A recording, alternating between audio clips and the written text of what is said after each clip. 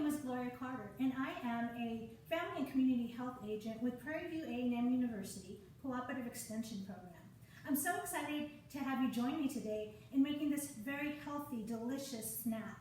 Today we're going to make guacamole. Guacamole is one of my favorite snacks of all times. It's delicious, it's nutritious. Avocados are a superfood.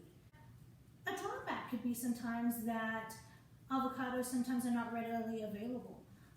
They are high in fat, which is a great fat that's great for our heart, but it also can be high in calories. Today, the recipe that we're going to make is called No Guilt Guacamole. So you don't have to worry about eating all those calories because we're going to mix our guacamole with some wonderful foods that you may not have thought of before. Now, the ingredients that we're going to make in this No Guilt Guacamole are phenomenal. They're fabulous, so nutrient rich. We're going to use 3 avocados. They could be, it doesn't say what size, so you could use 3 medium, 2 large. I'm going to use 2 large today. Half a cup of frozen black-eyed peas. Oh, we love our frozen black-eyed peas. Our black-eyed peas are full of fiber and full of protein. They keep us feeling satisfied longer. We don't get as hungry as quickly, right? So it's going to have black-eyed peas. It's going to have half a cup of frozen green peas as well. And again, green peas are full of antioxidants that are known to be anti-cancer and anti-inflammatory properties, which is wonderful for our bodies. We're also going to add that ever so popular lime juice, right? It helps keep the avocados from turning, and this just gives it a pop of citrusy, lemony flavor. Love it. We're going to add 1 tomato. We're going to need half a cup of chopped onion. We need 2 cloves of garlic, and we need 2 tablespoons of fresh cilantro, coriander leaves. Also 1 small jalapeno. If you are brave, you can use 1 large one, totally up to you. Also, we're going to have 1 teaspoon of ground cumin. In Spanish, we call that comino. And we are going to use salt and pepper to taste, right? And so those are all the ingredients that we need. We've got them ready to go. So the first thing that I'm going to do is we're going to make sure that our avocados and all our produce is also well cleaned.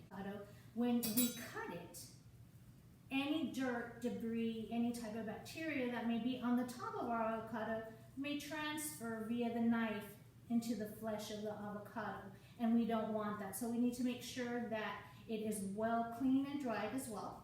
And so what we're going to do with our avocado is we're going to cut it open, and we are going to scoop it into our bowl. Avocado, it's bright and green. And then I will proceed to put in the rest of the flesh of my avocado into my large bowl.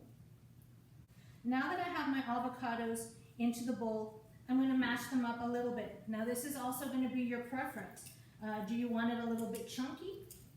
Do you like it really smooth? At this point we need to add the black-eyed peas and the green peas, the lime juice, tomato, onion, garlic, cilantro, jalapeno, and cumin. But I want to give you all a tip. Black-eyed peas and green peas is maybe something that we're not accustomed to using in our guacamole, right? And maybe something new for you, maybe new for your family. And so again, I would prefer, I highly suggest that for the first time, especially if you're serving it to young kids, is that I'm actually putting both of my peas into a separate bowl, and I am also going to proceed to mash those up a little bit. I want my peas to be a little bit more on the smoother side. Another thing that you could do is really put everything all together in a blender and blend it up and make it into a dip, really smooth. But try it either way, see which way you like. So now what I'm going to do is I'm going to go ahead and place my peas, as the recipe calls for, with my guacamole. Now we need 2 tablespoons of lime juice, so that's about 1 medium lime. And you could use lemon if you like. Lemon has a brighter flavor. It's up to you. But here in Texas, and especially in South Texas, we use a lot of limes. We're accustomed to using limes a lot. So use what you have, use what you like. Again, we want limes. It helps the avocado from turning on us. We don't want it it to get oxidized and turn to brown on us. And plus, it adds a lot of vitamin C, which helps ward off colds, helps boost our immune system. Another thing that we really need nowadays as well. So lime juice, wonderful. Now we're going to add some tomato. We're going to add that to our mixture as well. And tomatoes have lycopene. And lycopene is a heart-healthy nutrient that our bodies need. Think about your fruits and vegetables. A lot of our fruits and vegetables, depending on the color that they are, like a tomato, for instance, is the color red. What organ does it remind you of? What other organ is red? The heart. So lycopene is known to be a heart-healthy nutrient that our body needs, an antioxidant that we need. So tomatoes are wonderful. We also need now some onion. Now onions also provide us a lot of great nutrients.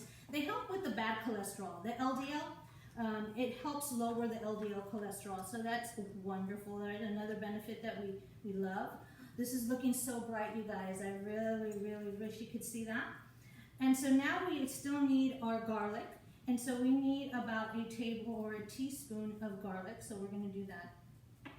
You can use fresh cloves. Fresh is always better, but if you want to go the convenient route, you can use jarred, already minced.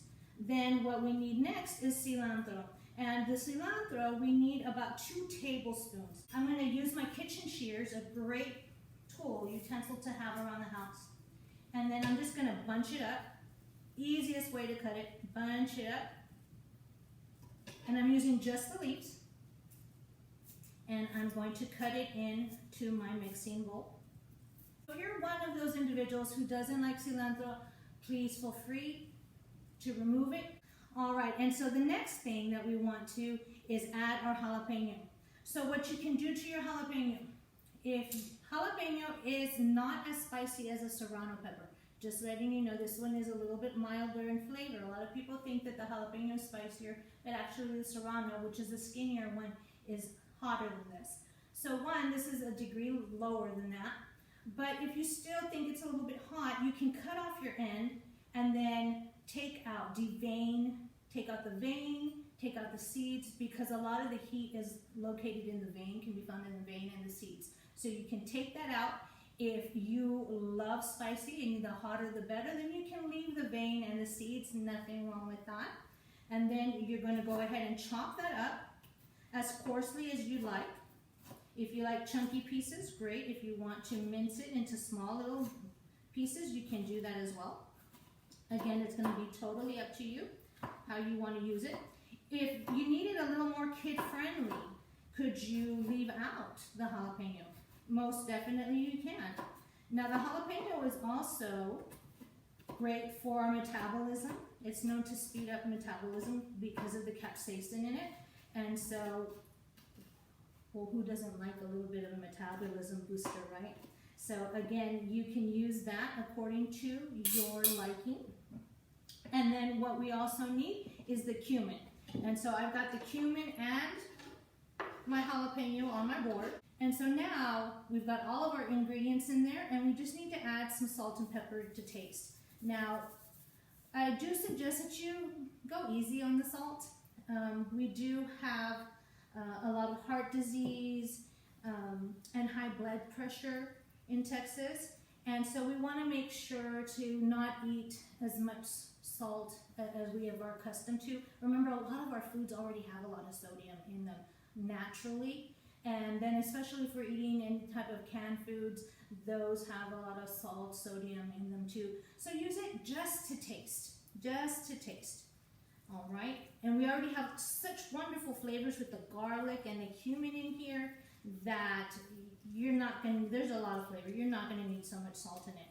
And so all you need to do now is just mix it up, and it's making a beautiful chunky guacamole. This is great with maybe baked tortilla chips. You could also use it with some fresh veggies. Jicama, you can also, is a great vessel to have this. You can make little taco rolls out of your jicama and your avocado. And another plus that I like about this recipe is not only is it delicious, but It also renders more. It serves more. This recipe actually took us about 10 to 15 minutes to make. The cost per serving is just 18 cents per serving. And it serves about 18 because the serving size is about 1/4 of a cup.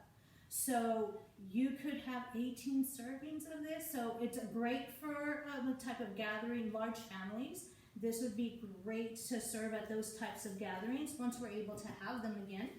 It renders a lot, many servings, and low cost, 18 cents per serving. So hopefully you try this recipe. I highly suggest that you try it.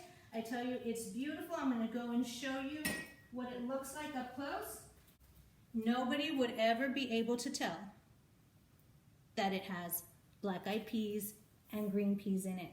So again, my name is Gloria Carter with Prairie View A&M Cooperative Extension Program. Thank you so much for cooking with me today. I wish you a blessed day, and we'll see you soon.